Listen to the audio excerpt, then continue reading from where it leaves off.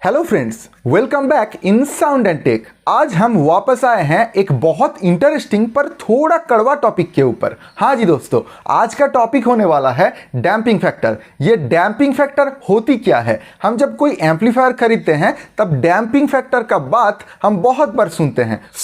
इसीलिए आज sound and take में आप लोगों को थोड़ा सा समझाने का कोशिश किया जाएगा। तो चलिए शुरू करते हैं।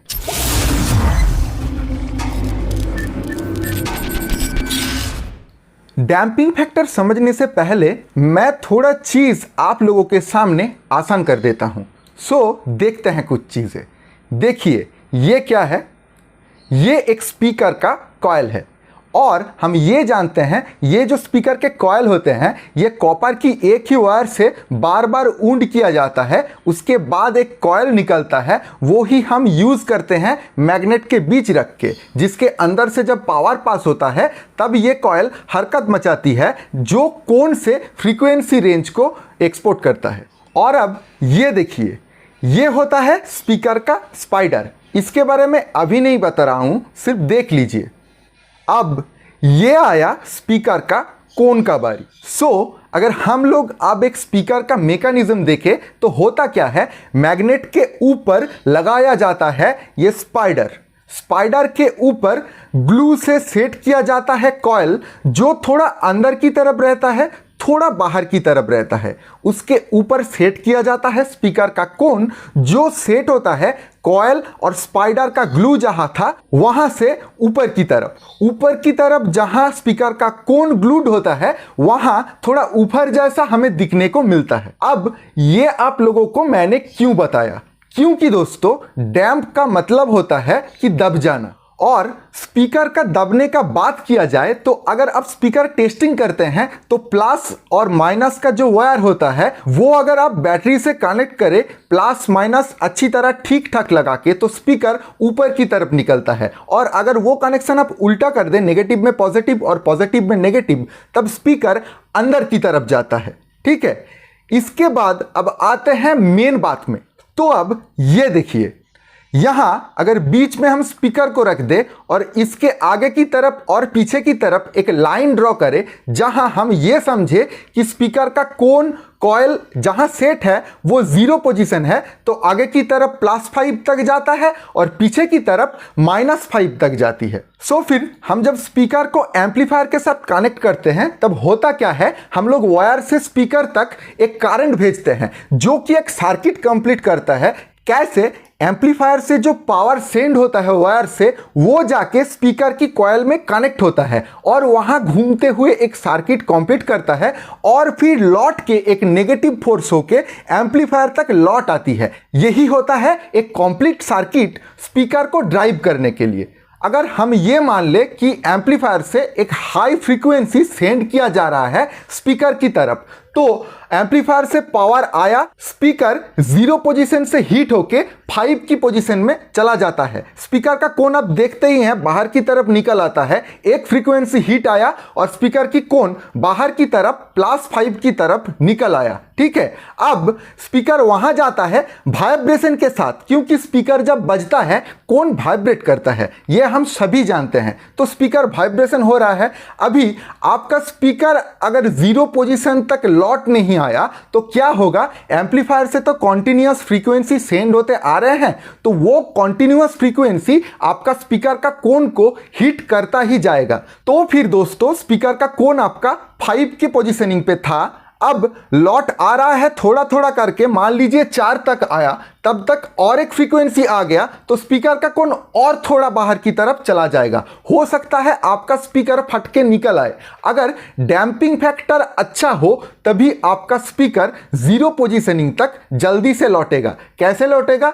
आपका एम्पलीफायर से जो पावर सेंड हो रहा है वो स्पीकर में जब जाता है, स्पीकर को हीट करने के बाद एक नेगेटिव फोर्स क्रिएट करता है मैग्नेट के सहारे। वो नेगेटिव फोर्स आपका स्पीकर को डैम्प होने के लिए सहायता करते हैं। तो क्या होता है, 5 पोजीशनिंग से 0 पोजीशनिंग तक जो नेगेटिव फोर्स काम करता है स्पीकर को अंदर की तरफ ले आके 0 पोजीशन में जल्दी कर देता है। तब और एक फ्रीक्वेंसी बीट जब आके स्पीकर को हिट करे तो बहुत क्लियर एक फ्रीक्वेंसी हम सभी को सुनाई दे। और ये जो नेगेटिव पावर है दोस्तों, इस नेगेटिव पावर का ट्रांसफरिंग स्पीड को ही कहते हैं डैम्पिंग फैक्टर। अब ये क्वेश्चन आता है कि हम जब एम्पलीफायर खरीदने के लिए जाते हैं, वहां एम्पलीफायर पे लिखा हुआ होता है कि 8 ओम पे भाई इसका डैम्पिंग फैक्टर इतना है, तो फिर सबके मन में एक क्वेश्चन आ ही सकता है कि सिर्फ 8 ओम्स के लिए ही डैम्पिंग फैक्टर होता है। जी नहीं, जहां जहां रेजिस्टेंस का बात किया जाएगा वहां डैम्पिंग फैक्टर जरूर आ सकता है,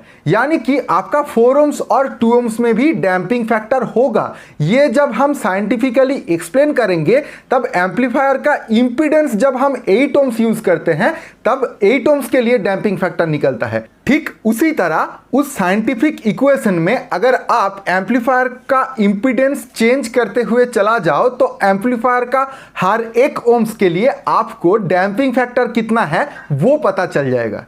दोस्तों अब एक्सप्लेन कर लेते हैं साइंटिफिकली। फिजिक्स में यह बताया जाता है हमारा जो टोटल डैम्पिंग फैक्टर है वो कुछ चीजों के ऊपर डिपेंड करता है। वो क्या होता है? हमारा जो लाउड स्पीकर ड्राइव हो रहा है उसका लोड इंपीडेंस, हमारा जो एम्पलीफायर ड्राइव हो रहा है उसका लोड इंपीडेंस, और हम जो वायर यूज कर रहे हैं बॉक्स से एम्पलीफायर को कनेक्ट करने के लिए उसका रेजिस्टेंस इंटू 2 क्यों किया, ये थोड़ी देर में आप लोगों को एक्सप्लेन कर देता हूं। ठीक है, अब जो हमारे लाउड स्पीकर हैं उसका इंपीडेंस हम ZL ले ले, और हमारा जो एम्पलीफायर ड्राइव हो रहा है उसका इंपीडेंस अगर हम Z एम्प ले ले, और हमारा जो वायर बॉक्स से एम्पलीफायर को कनेक्ट कर रहा है उसका रेजिस्टेंस RW समझ ले, तो एक फैक्टर निकल आता है। वो फैक्टर क्या होता है? Z of L by Z of amp plus bracket R of W into 2 bracket closed. देखिए, थोड़ी देर पहले मैं आप लोगों को जो आसान भाषा में समझाया था कि एम्पलीफायर से जो पावर स्पीकर तक जाता है और वापस आता है, टोटल का रेजिस्टेंस लिया जाता है RW इंटू 2 करके। इसी तरह से डैम्पिंग फैक्टर को कैलकुलेट किया जाता है। दोस्तों अगर इसका एक एग्जाम्पल आप लोगों के सामने लाया जाए तो देखिए, अगर मार्केट में आप कोई एम्पलीफायर खरीदने के लिए जाते हो और वहां एम्पलीफायर के बॉक्स के ऊपर लिखा रहता है greater than equal to 400 @ 8 ohms, यानी कि उसका damping factor greater than equal to कि इससे ज्यादा और करीब करीब 400 है 8 ओम्स पे। यहां आप मशीन का लोड कैसे कैलकुलेट करोगे? देखो, यहां जो आपको बताया जाता है मशीन ड्राइव होता है 8 ओम में, तो 8/400 करके आपका जो आंसर निकल आएगा 0.02, वही होगा आपका मशीन का यानी कि एम्पलीफायर का लोड इंपीडेंस। इसी तरह से आप आपके लिए डैम्पिंग फैक्टर का कैलकुलेशन भी कर सकते हो। अगर इस कैलकुलेशन को आप टोटल उल्टा कर दो तो आपके लिए डैम्पिंग फैक्टर का कैलकुलेशन भी निकल आएगा। यहां आपको बोल दिया जाता कि मशीन का लोड 0.02 ओम्स है और आप जो स्पीकर ड्राइव कर रहे हैं उसका इंपीडेंस 8 ओम्स है, तो आपका डैम्पिंग फैक्टर कैसे निकल आएगा? देखिए, तब आपका डैम्पिंग फैक्टर होगा 8/0.02। यहां आप कैलकुलेशन कीजिए, ऊपर 8 × 100 करने से नीच का जो पॉइंट है वो उठ जाती है। अब आपको कैलकुलेशन करना पड़ेगा, कैलकुलेट करके देख लीजिए 400 निकल आता है, जो होता है एम्पलीफायर का डैम्पिंग फैक्टर।